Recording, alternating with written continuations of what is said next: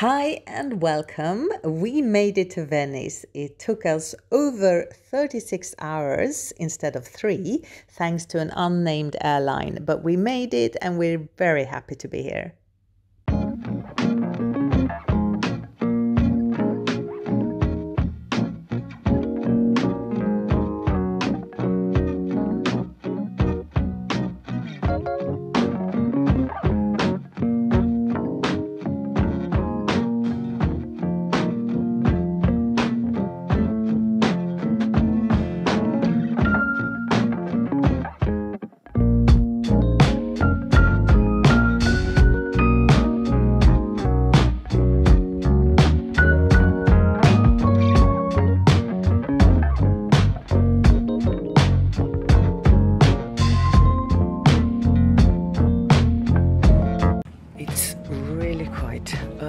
And I'm desperate for coffee and water and maybe my 2 eggs as well.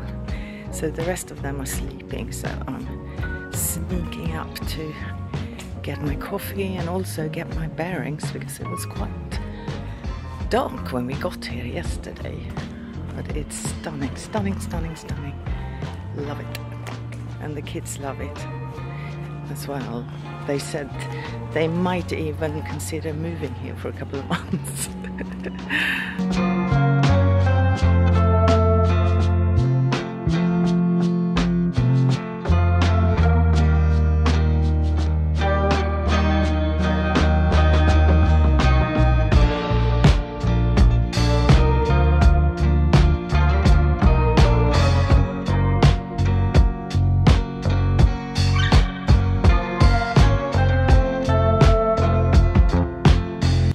So quiet.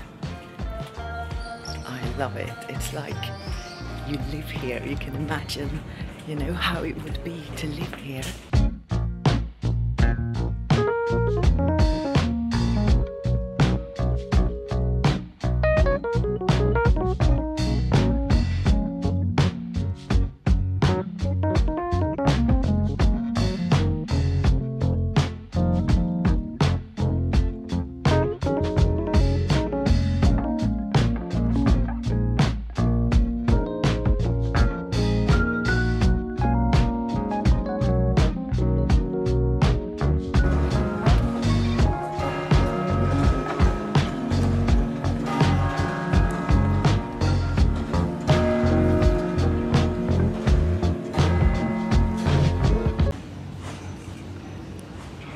Good morning. It's quite early and my voice is pretty bad because of the aircon. It really affects me, and also we had so many Negronis last night, so I'm a little bit rough. But anyway, I want to say that one of my absolute favorite things in Venice is the clock tower in Piazza San Marco. It is absolutely stunning. It was built 1496 and it shows the time. It's almost like in a digital way, with the Roman numbers, and then also the face of the moon, and most importantly it shows the zodiac sign we're in. So there is this moon and that points to the zodiac sign. I think it's absolutely super stunning and one of my absolute favorite things in Venice. So I also, another thing I really love is all the color combinations of the on the houses, on the street, so I will bring that with me. You know, I'm super inspired by all the colors and also the smells, because that, you know, fragrance is really important to me, and you know, the mixture of, well, the perfumes from the shops and the hotels mixed with sea and fish and salt, and then also garbage. Because the garbage boats come and you sort of, the whiff of the garbage, yeah, stains the Venice, but you know, it's really nice. It's all a combination of it all, humanity. It's yeah, I absolutely love Venice.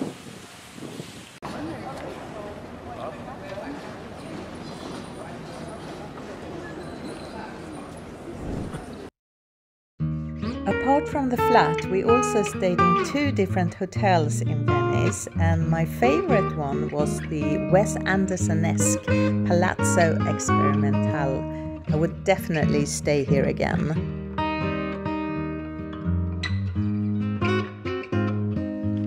So I'll show you around. So this was our room, the living room area and the bedroom, and then an amazing bathroom. The garden was absolutely stunning, leading out to the canal.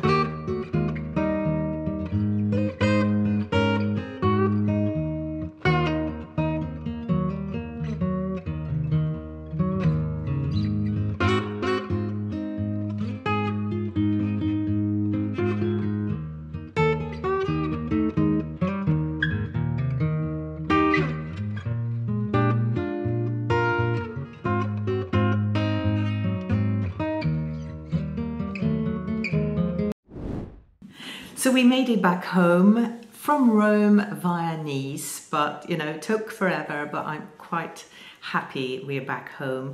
And I have no fermented foods or drinks in the house, so I want to start, you know, growing healthy bacteria to add to our diet, because, you know, loads of stress, bad food, antibiotics, anything like that, it does impact our gut bacteria. So a bit of fermented food and drink can help the gut bacteria to flourish. So yeah, I have 2 recipes I want to do quickly now today, and I will just show you. One is super easy, just cabbage and salt you need, and the other one is water kefir, which is really good for people who don't have a lot of patience, because it goes really quickly. So I'll show you how I do them. I have so many recipes to show you, really, because I did write a book about 10 years ago. It's all on my Google Docs. I have all the recipes, all the stuff that I talk about, fermentation and how it can help different things in your body. And also I had all the photos done by a professional photographer, super good, but for some reason I didn't take it further. But I might maybe self-publish it one day, I don't know, but it's all there ready to go. But anyway, these are 2 really easy recipes. So I just took this out of the fridge because when we went, I just put it straight in there for it to slow down.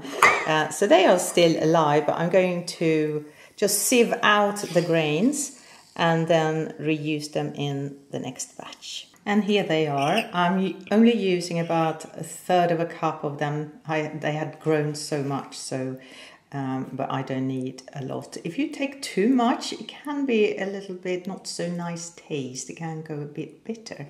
So I like to have this sort of amount. And when you buy it online, then it looks like this, and it just comes in a little plastic bag. And it's really good to do the first batch as soon as you can. Feed them, because then they will keep healthy. So that's why I also like to have 3 of these kilner jars, because 1 I now put in the dishwasher, 1 I'm going to make, and the 3rd one I store the kefir in. So it's really easy. So in this jar I'm adding 1/3 of a cup of sugar,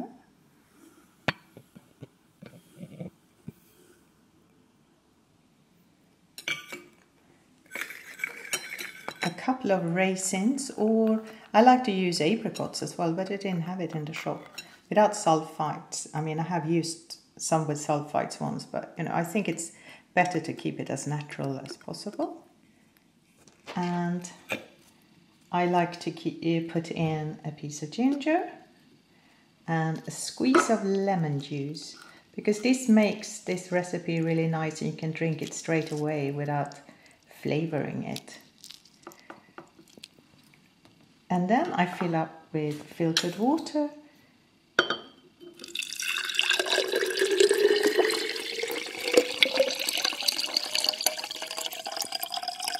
It's about 1 liter.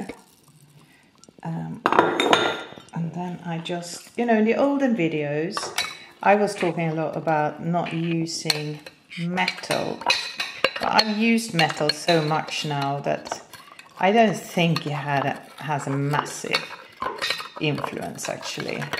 I might, well, you know, it's nice to use woods and stuff like that, but I don't think it's not going to destroy it. And then I put in the grains. There they go. And then I put the lid on. Now you don't need a lid, and this is not airtight. This is just to keep away dust and little animals. So, and then I put it normally up here for about 3 days, and then it's done. It goes so quickly. And then you're ready for the next batch. Don't worry about all the sugar in here. This is not for your consumption. It is for the grains. The grains eat that. And also the raisins in here, they provide the grains with good nutrients, good minerals, so not to worry. The next thing I'm doing is a super easy Lacto fermented cabbage with a bit of dill, because I wouldn't be Swedish if I didn't put dill in there. So I'm a little bit perplexed that people are still mixing up pickled and fermented. So pickled, you put, say, a cucumber into an acid like a vinegar, and it stays fresh for a long time. Not much is happening. When you do a lacto fermented vegetable, we put it in the right environment so that the good healthy bacteria can grow and multiply. And it's sort of a living organism in a way that it will, as long as you have it outside, it will continue. Even when you put it in a fridge, it will continue, but at a much slower pace. So yeah, still confusion about that. I'm quite surprised. So for this, you need a cabbage, a little bit of dill, some good sea salt. I'm using Himalayan crystal salt, and I'm also going to use the odd peppercorn as well. So the first thing I do is to take my cabbage, and see if I can do this with one hand, and cut off some leaves, some outer leaves, because this is going to be used as a lid. So here I got my lids, and then I'm cutting out this stalk as well, because that's going to be the stopper, a natural stopper for this. There we go. Pop your cabbage on a scale and put everything on here that you're going to ferment. And you can see it's almost 800 gram. And I normally start with, for 500 gram, I use around 7 gram of salt. But some vegetables, if it needs a little bit more, you just have to try to go along. But as a general rule, I do 14 gram for 1 kilo. Then cut everything up, add to a mixing bowl,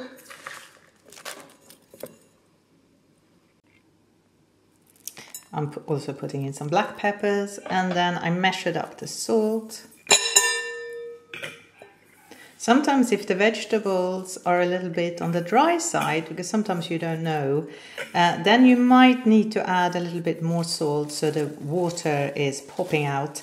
But now you just need to start massaging, and do this for about at least 20 minutes, and do try to put some good thoughts into your ferment, you know, some healthy vibes, and yeah, keep going.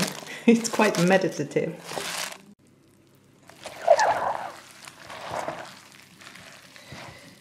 We need to have enough water so all the vegetables are covered, because that's how we keep this safe when we grow the healthy bacteria. So a little bit more, and then I think we're done. And then you start to pack your kilner jar. This is messy work.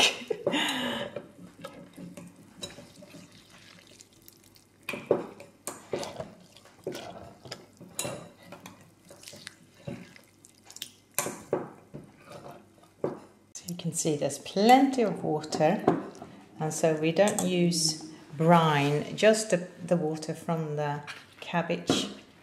And then we got our lids. These ones we are not going to eat afterwards. These are just to keep the ferment in a healthy way. I need to put it down because I need both my hands.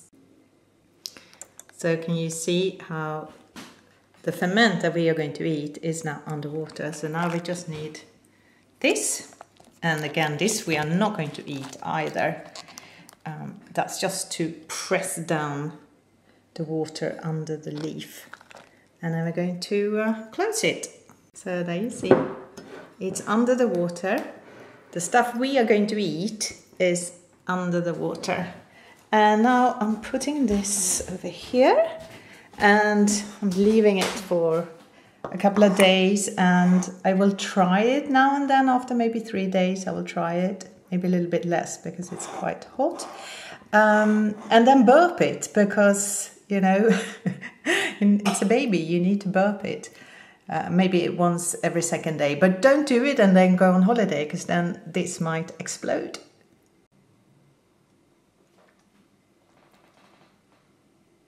I wanted to show you these amazing African lilies. I mean, they are big as my head. Stunning, stunning. We came home and they were fully out. Super happy. This is when the garden is at its most beautiful. Thank you so much for watching this video. Please like and subscribe, and I will have another one ready next Friday at 3 p.m. See you then.